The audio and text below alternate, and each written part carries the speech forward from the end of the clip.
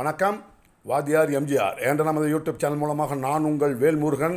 ஒரு மாபெரும் மன்னிக்க முடியாத வரலாற்று பிழையை செய்துள்ளது திமுக காங்கிரஸ் கட்சிகள். நாடாளுமன்றத்தில் மகளிருக்கு நாடாளுமன்றத்தில் இடஒதுக்கீடு 33% வழங்குவதற்கான அருமையான சட்ட திருத்த மசோதா தாக்கல் செய்யப்பட்டது.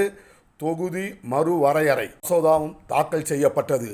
திட்டமிட்டு சதித்திட்டத்தோடு ஏழை எளிய நடுத்தர குடும்பத்தைச் சேர்ந்த பெண்கள் ஆட்சி அதிகாரத்திற்கு வந்துவிடக்கூடாது, நாடாளுமன்றத்தில் அவர்கள் குரல் கேட்டுவிடக்கூடாது என்பதில் ரொம்ப கவனமாக இருந்த திமுகவும் காங்கிரசும் அந்த அற்புதமான மகளிர் ஒதுக்கீட்டு மசோதாவை தோற்கடித்திருக்கிறார்கள்.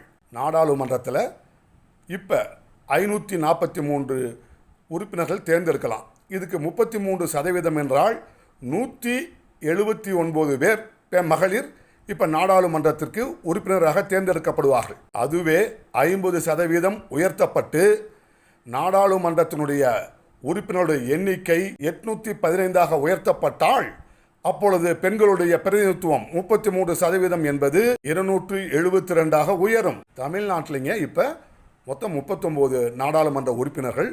அவதில் 33% ஒதுக்கியிருந்தால் 13 பேர் பெண்கள் எம்பியாக வருவதற்கு வாய்ப்பு இருந்தது. ஆனால் தொகுதி மறுவரை மூலமாக 50% உயர்த்தப்பட்டால் 39 இருந்து 59 நாடாளுமன்ற உறுப்பினராக உயரும்.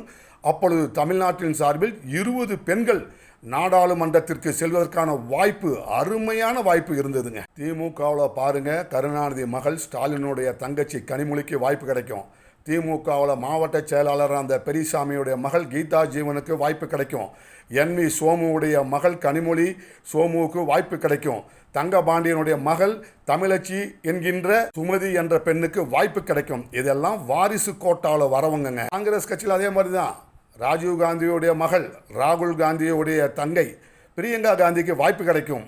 சாதாரண குப்பம் சுப்பம் வீட்டு பொண்ணெல்லாம் டெல்லிக்கு போகலாமா என்று நினைத்து அதை முறியடித்து விட்டதில்லாமல் அதுக்கு பட்டாசு வெடித்து இனிப்பு கொடுத்து கொண்டாடி கொண்டிருக்கிறது திமுக என்கின்ற தாய்குலத்திற்கு எதிரான கட்சி. பெண்கள் கூடுதல் அரசியல் அதிகாரம் பெறுவதற்கான மகளிர் மசோதா 33% இடஒதுக்கீட்டு மசோதாவை எந்தவித காரணமும் இல்லாமல் தொகுதி மறுவரையறை மூலம் தோற்கடித்த திமுக காங்கிரஸ் கூட்டணியை ஓட விரட்ட வேண்டிய மிகப்பெரிய பணியும் பொறுப்பும் கடமையும் தமிழ்நாட்டில் இருக்கின்ற ஒவ்வொரு பெண்ணுக்கும் உண்டு. தாய்குலத்தின் நம்பிக்கையை பெற்ற, தாய்குலத்தினுடைய நலனுக்காக தொடர்ந்து உழைக்கின்ற 53 ஆண்டுகளுக்கு மேலாக தாய்குலத்தின் நலனுக்காக உழைத்துக் கொண்டிருக்கின்ற அனைத்து இந்திய அண்ணா திராவிட முன்னேற்றக் கழகத்தின் தலைமையிலான கூட்டணியை ஆதரித்து வெற்றி பெறச் செய்ய வேண்டும். தமிழ்நாட்டில் இருக்கின்ற ஒவ்வொரு தாய்மார்களும் மகளிருடைய வலிமையை திமுக காங்கிரஸ் கூட்டணிக்கு உணர்த்த வேண்டும் தங்கள் வாக்குரிமை மூலமாக என்பதை எடுத்து கூறி ஏப்ரல் 23, 2026 இன்னும் 5 நாட்கள் தான் இருக்குது. நல்லதொரு முடிவெடுப்போம்,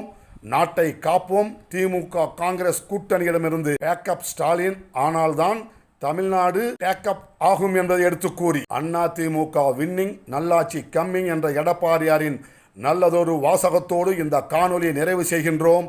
நன்றி, வணக்கம். வாழ்க தமிழ், வெல்க அனைத்து இந்திய அண்ணா திராவிட முன்னேற்றக் கழகம்.